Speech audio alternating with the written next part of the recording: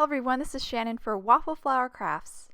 In today's video, we're going to create this beautiful rainbow card using Distress Oxides Sprays and just 2 Waffle Flower die sets. We're going to start today's cards with Waffle Flower's new Vine Frame die. This is a gorgeous, intricate die set that also comes with several word dies, so it's a really great, and those words fit inside that beautiful banner that you see at the bottom. I'm going to review, since this is an intricate die, how I die cut intricate dies. I'm going to use my Cuttlebug here, and first I have my A platform, and then I found that for my Cuttlebug I need 2 shims, paper shims, and those are just 65 weight paper shims. Then I have my cutting plate, and then I place my cardstock down. Today I'm using 110-pound white cardstock. Then the die face down or blade side down, and now I'm going to tape it down with some micropore tape. It's important to tape your dies down, especially these intricate ones, because most likely you'll have to rotate the die and you don't want that die getting out of place at all and possibly miscutting your paper. So I went ahead and taped that frame down as well as 2 word dies from that set, and I ran them through my die cutting machine. As you can see here, just one pass through. I didn't cut completely through, so I'm now going to rotate the die, so now it's going to load into the machine horizontally instead of vertically like I did the first time, and just by doing that second pass with it through horizontally allowed me to get a great cut all the way through the cardstock. I'm now going to show you a dryer sheet trick that's really handy for removing all those negative pieces out of your intricate dies. So you want to make sure you get unscented dryer sheets, and you're going to pull out 4 sheets, then you're going to unfold them and stack each sheet one on top of the other. After you've unfolded that 4th one, then you will fold your stack in half, so you actually have an 8-ply stack now. Now I'm just going to grab my cardstock with my die still taped onto it, place it on my sandwich, but I'm going to remove those 2 paper shims because of the extra thickness of the dryer sheets. After I run it through my die cutting machine, I'll carefully remove the micropore tape, then I'll remove my die, and as you can see here, when those dryer sheets are ran through that die cutting machine, that compression really makes these dryer sheets very sticky, and I'm going to carefully remove my die cut, but as I remove it, lots of the negative pieces, practically all of them actually, are going to stay stuck to that dryer sheet. So this is a really handy way or quick way to clean out your die cuts. I'm going to continue to work my way around this frame, carefully releasing it from the dryer sheet, and as you can see here, it comes off nice and clean. All the negative pieces are pretty much left on that dryer sheet there, and you can actually just pop those negative pieces off and use this little stack of dryer sheets again for other intricate die cutting later. Now I'm going to move on to cutting a couple hearts with the Nesting Heart Slayers die from Waffle Flower. I'm going to cut 2, but one is actually going to be kind of a frame, so I'm going to die cut 2 together to create that frame. So I've kind of used micropore tape to hold them together while I ran it through my die cutting machine. After I ran them through, I'm going to carefully remove the micropore tape, but I'm going to try to keep it still holding those 2 dies in place.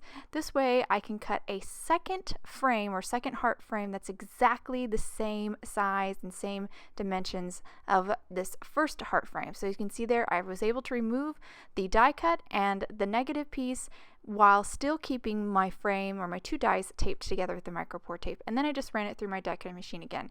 Now I'm showing you that I die cut everything twice. So I die cut that vine frame twice, as well as my hello and love word dies twice, and of course the little heart frame, the little heart and the heart frame that I created. Now I'm going to glue these together just to create dimension on all of these. So inside my little squeeze bottle here of glue is some Mod Podge matte, and I'm just squeezing small amounts all around this entire frame.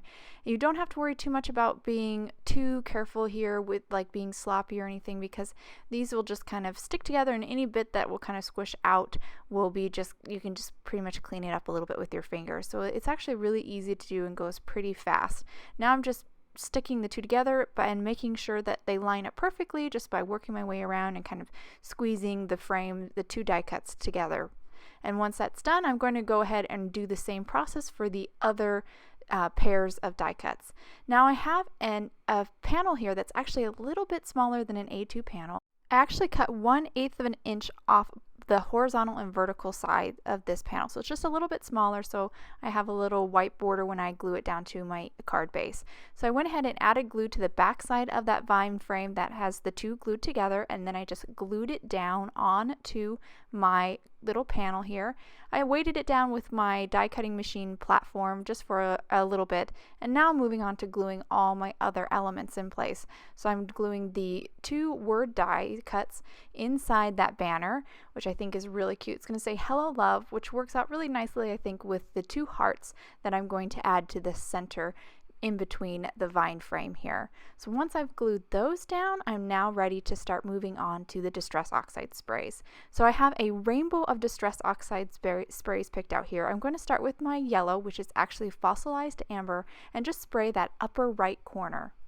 I give it a couple sprays to make sure it's covering all the kind of little crevices of the panel and the die cut, and then I'm moving on to my next color, which is Spice Marmalade, kind of the center of the right side. Then I'll move on to my pink, which is Picked Raspberry, and kind of spray that lower right corner. Then I'll move on to my purple, which is Wilted Violet, and spray the lower left corner. After that, we'll move on to Mermaid Lagoon.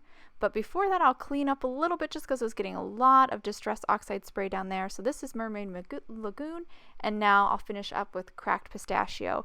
I did clean up that Distress Oxide extra spray, but you could, because it's on the mat, you could smush, you could spritz it with a little bit of water and smush maybe a watercolor panel and pick up some of that overspray, which is really fun to kind of make the most use out of your supplies. So now I'm splattering some, twisted the lid off of the Distress Oxide sprays, and I'm just kind of splattering a little bit of each one of those colors, my rainbow colors, onto the panel. This just adds a little distress look, kind of breaks it up a little bit more, and really, I think, just heightens the rainbow look. I had a little bit too much on some of the areas of my die cut, so I just grabbed my chamois and kind of picked up some of that excess Distress Oxide spray. Now I'm going to set this aside till it dries completely. Once the panel is dry, I decided I wanted to do something to make the die cuts and those sentiment kind of pop out a little bit better from that very colorful background. So I took a white ink pad. This is actually a chalk ink pad. You can use a white pigment ink pad if you have that instead. And I'm carefully rubbing this ink pad over the die cuts, and that's lightening them up a little bit, making them kind of pop away from that background, stand out away from that background a little bit, and just make everything a little bit more visible. So I'm being very careful here, making sure that I only hit those die cuts with the ink pad. I don't want to get that background because I don't want to lighten that at all. Once I'm done with that, I've grabbed some Perfect Pearls here. I'm using Perfect Pearl here, and I'm just taking my paintbrush, and it's completely dry, it's not wet at all, and I'm just getting a little bit of this Perfect Pearl on the tip of the paintbrush and just placing this pearl onto the die cuts, just transferring that powder onto the die cuts. Because the die cuts are a little bit tacky still from that white chalk ink that I just kind of rubbed over the top, it's going to stick just fine. Plus this powder's so fine, it really just kind of sticks wherever you place it. So I'm just going around placing it here right and there. Because this Perfect Pearl color is kind of white, this will lighten it up as well. Once I kind of placed it all around, I just grabbed a little paper towel, and I'm just kind of rubbing over and picking up any of the excess pearl powder that might be on the die cuts, just tapping off the excess as well. And as you can see, it adds a beautiful little shine, and it also just lightens it up again a little bit more, just making it pop away from that background a little bit more. I do want this to be subtle, but I do still want you to be able to read everything and see all those beautiful intricate die cuts. So now I'm going to adhere this panel down onto an A2 top folding card base made from 110-pound white cardstock. I just grabbed some liquid adhesive here, placed it on the back side of that panel, and then stuck it down onto the card base. Once the glue is completely set, then I'm going to add some of these enamel dots from Waffle Flower. This is the Clean and Clear pack. I just pulled off some of the beautiful clear smaller enamel dots from that pack and just placed them to add a little bit of sparkle to this card. And once I've added those, this card is done. And I'll hold it to the camera so you can get a good look at this beautiful rainbow that we were able to create with the Distress Oxide sprays. I had so much fun with these sprays, and I can't wait to play with them some more. I just love their color, and I just love the kind of chalky-like finish. And here's some photos so you can get look a little bit more. I also like how I lightened up the die cut so you can see everything a little bit better as well. I hope you guys enjoyed today's card and video. If you want any more information on the products I use, please visit Waffle Flower, and you can follow us on YouTube, Instagram, and Facebook for more creative ideas. Thanks for watching. Have a wonderful day.